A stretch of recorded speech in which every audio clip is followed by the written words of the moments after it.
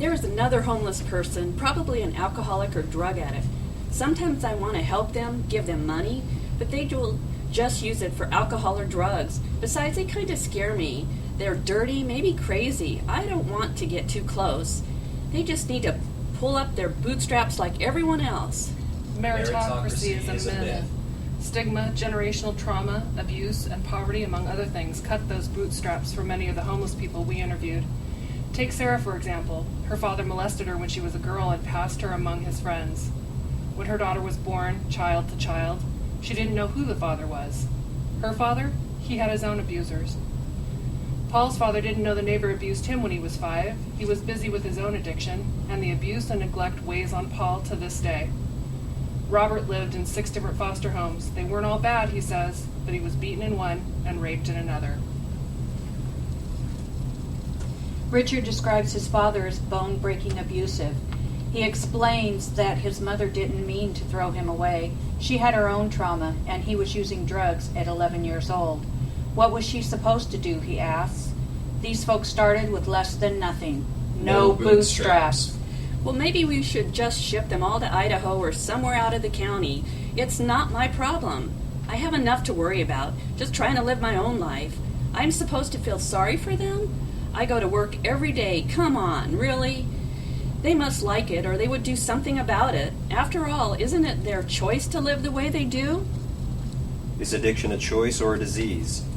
The scientist debate will go on, but what kind of choice do children have? Nearly every person interviewed started using drugs in childhood. The average age of drug initiation among those who started young? 12 years old. It was a normal part of life, they told us, introduced to them by family or friends, and it numbed the pain of loneliness, neglect, and abuse. Others talked about physical trauma like degenerative arthritis and fused vertebrae.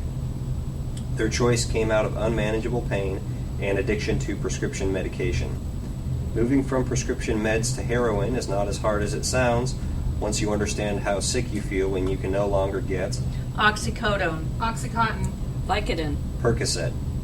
One man described dope sickness as a profound physical, psychological, and spiritual pain. So maybe we're not asking the right question when we ask, is addiction a choice or a disease? Maybe instead we should ask, how can we help people cope with the physical and emotional trauma they use street drugs to treat? I take responsibility. Why don't they use all the services that are out there? All us hardworking citizens are paying for them anyway. It is because they're lazy, drunk, or high. I am tired of them wanting handouts and all these do-gooders feeling sorry for them and trying to make everyone else feel guilty.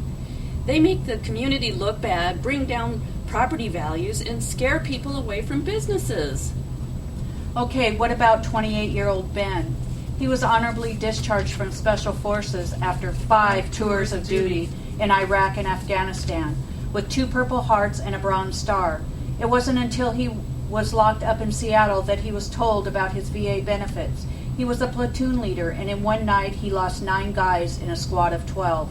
1 year later, he overdosed on the military meds he was taking to dull the pain of that night.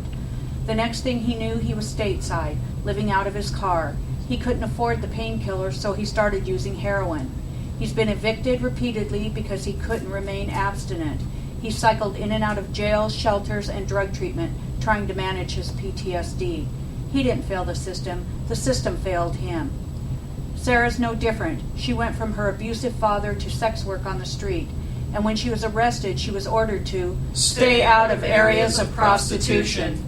The problem is that many of the social services in Tacoma are located in these designated areas, which makes it very difficult to get even a meal, let alone a drug and alcohol assessment, without risking arrest for simply walking across an invisible line. Punitive measures are not the answer. What can I really do to help? Maybe listen, sit together, brainstorming the issues that keep drug users homeless and on the streets? I wonder what they would say if I asked them what they needed for me to help them make their lives better. What would permanent supportive housing look like to them? What if, having this housing, they could truly be part of a community? We need conversations, community building, because all stigma does is keep people down. pushing them to the edges of our socio-spatial exclusion, Banishment. They mirror our desired social distance from them with self-stigma and suicidal thoughts. Heroin numbs the pain of self-disgust perfectly. It numbs everything, says Sarah. Imagine that. We perceive that our disdain of their behavior will discourage their drug use. But as with all wicked problems, our disdain has unintended consequences. In this case, it exacerbates drug use. So the next time you see someone who appears to be homeless, drug-seeking, Junkie. remember, they might also be a decorated war veteran, a musician, a person desperately coping with their traumatic past. If you wonder what you can do, the answer is simple. Don't turn a blind eye. Instead, say hello and know that nearly everyone who was interviewed said that you would be communicating more than a customary greeting.